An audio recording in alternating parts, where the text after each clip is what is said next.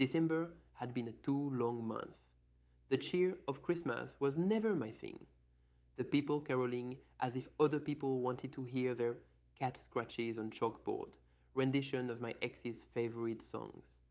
December had been too long remembering her. How she would tell me she loved me in Creole. Mwen Renman babe, as she snuggled me close in the winter breezes of our humble city apartment. Delicately, I would stroke her beautiful thick kinks, which wafted in the air, creating their own life force.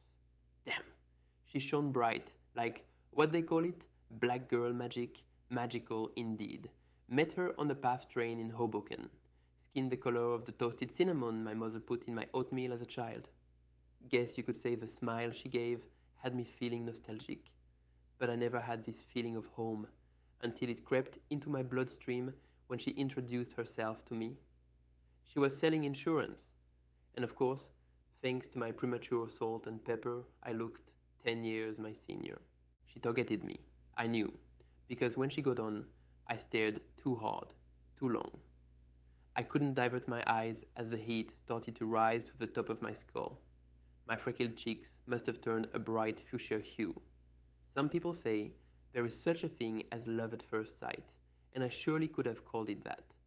But this was more. This was a reawakening of my spirit. I was in fact at the time looking for a change and hoped the student exchange program would do well. I was only in the US for a month as a graduate art student. The only place I had ever seen or heard of was New York at the time. I mistakenly caught the PATH as I was trying to find the F train. Her red bottom flats stepped with a tap on the ugly train floor.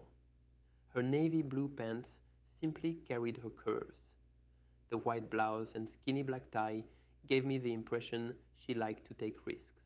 Her body just seemed relaxed and content in its skin while her hand lay in her pocket confidently. Then she looked over, and I couldn't look away. Then she walked over, and I couldn't breathe. Then she introduced herself. Hello, my name is Belle Sanchez. And I could hear nothing else, not even the pause she left after her words for me to say anything and not simply stare in awe. What's your name? Her face looked perplexed, making me realize I was fucking it up.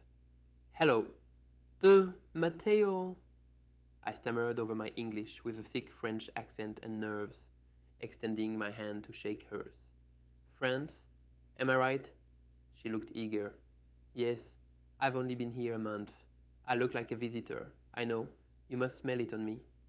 Your accent? My uncle has lived in France all my life, and his accent is much different than my mother's, who has never even been. Your uncle? I was shocked. Not that I had never seen black people in France. It was just uncommon where I lived. Oui, et je lui ai appris le français depuis que j'avais 6 ans. Yes, and I have been learning French from him since I was 6. Oh là là, il est proche de parfait, mais j'entends quelque chose d'autre dans votre accent. Wow, it is close to perfect. But I hear something else in your accent. I was born in Haiti and spent 10 years there, before my parents moved to Hoboken. I live in Jersey City now. She started with a chuckle, but I couldn't let her believe I was informed, so I interjected. Excuse me, but I have no idea what or where you are talking about. Voice a little shaky, scared she may think I was a fool. But she didn't. Instead, she asked how long I would be there, and if she could show me around sometime. She said, although I seemed older, I also seemed like someone who was nice, modern, and easy to talk to. I told her that I was 30, although I knew she would laugh. She did, but she also said she was in fact 3 years shy from 30 herself, so it didn't matter. For the next 3 weeks, she showed me everything she could. I had been to every part of Hoboken, Jersey City, Newark, and some of the Oranges, museums, banquets, concerts, and even jewelry making classes. We also spent much time in the city. She came to my classes once in a while. She even helped write my papers. She was so creative and beautiful, and was able to shock all my senses. She quickly became my best friend, then my lover. Her beautiful chocolate pussy oozed and dripped the first time I touched it. Black girl magic indeed. And then I was stuck. I should have known that maybe she was too good to be true, or maybe that's what she thought of me too. After 3 months, I refused to go back home. I was doing better in school than I ever had, including my years in grade school. I was healthier than I ever had been. She was vegan and did not allow me to eat meat around or in front of her, so I just quit. I was getting way more conversation than I would have at home about the universe and the origin of the world. She knew it all. She was Auset. She was even God herself. And although I met her parents and they truly did not agree, I knew where I wanted to be. We moved 3 blocks down from the university, which I had officially transferred in November. We were coming up on Christmas, which was a favorite holiday. It all seemed so sublime, until she asked me the question that I knew would be coming soon. Le mwen juen al contre man o. When do I get to meet your mother? She had been teaching me Creole for some time, so I knew what she said. Well, I planned to go back for Christmas, but I don't want to put you through the holiday travel. I lied. My mother did not like black people, and I knew it. She honestly liked no one, not even me, but she was especially critical of people of color. You are lying. I could tell. I won't be angry. Just tell me the truth, she said, without even looking at me. How the fuck could she do that, knowing exactly when I lied? My mother, well, she's not fond of people of color. Well, tell me how we are supposed to move forward, if I have no clue where you came from. It doesn't matter. At least if she knows who I am and I know her, then we can build together with a clear view. Don't you see, by meeting my parents, you saw my challenges, the ones that eventually we would both have to face. I need the same chance. Plus, I have never been to France. This would give me a chance to visit my uncle for once. Something about this did not seem right, but maybe I would just visit my parents while she visited her uncle. Maybe I would not tell them I was coming, and when we got to the door, they would not be there. Maybe if I had just told her no, then the things to come would not have. The snow happened to be falling when we walked up to my parents' cold looking brick house. I had followed my plan, and then my parents had no clue that I was there, although they had called and I answered. I tried to get her to visit her uncle, but in fact, when she got there, he was not. She came back home ready to leave with me. Ding dong. My heart was pounding as we walked up to the 2 tall white doors with golden knockers. In such little time, one sprang open. Mateo, my father roared. I was a spitting image of him, except his snow-white hair. He embraced me and turned to Belle. He shook her hand and called her lovely while letting her in.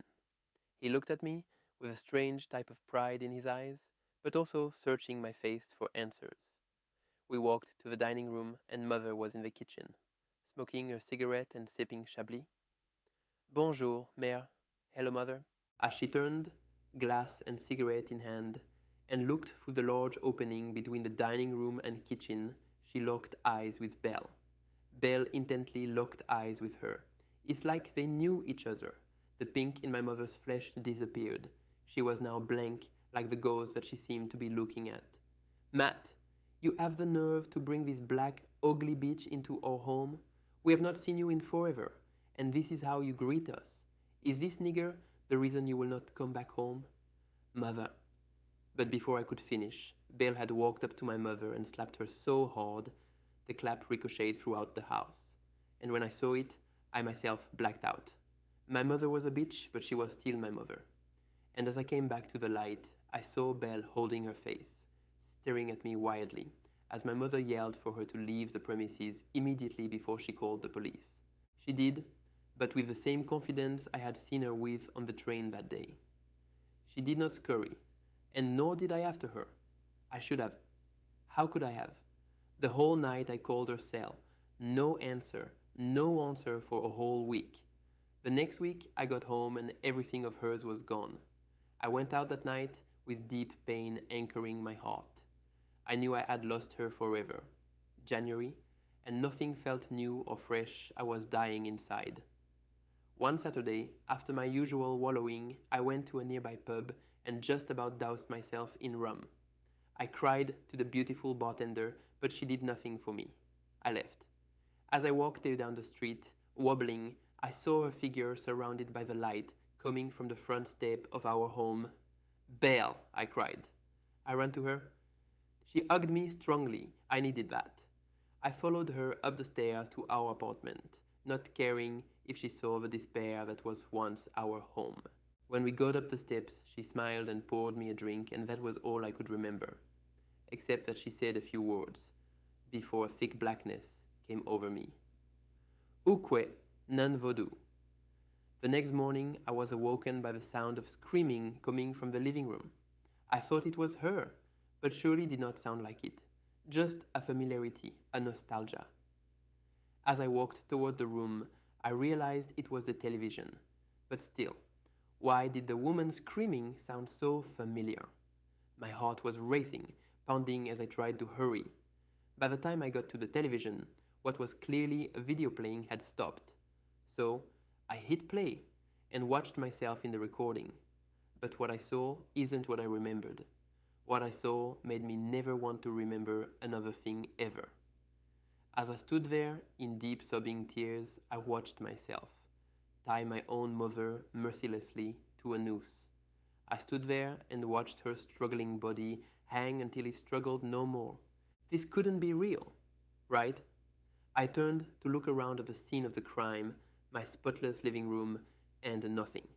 I turned off the screams of the living woman, my mother, as she became more unconscious with each kick and wiggle.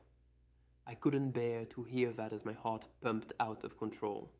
This can't be real, can it? I thought to myself. I looked around again to make sure I was dreaming. But then I thought of the look in my eyes on that tape. My pupil was not its usual green hue. It was all black. Then I remembered the last words Belle said before I blacked. Do you believe in voodoo? 20 minutes later, I found my mother's body and the noose in my kitchen. Next to her, a glass of Chablis and a pack of cigarettes.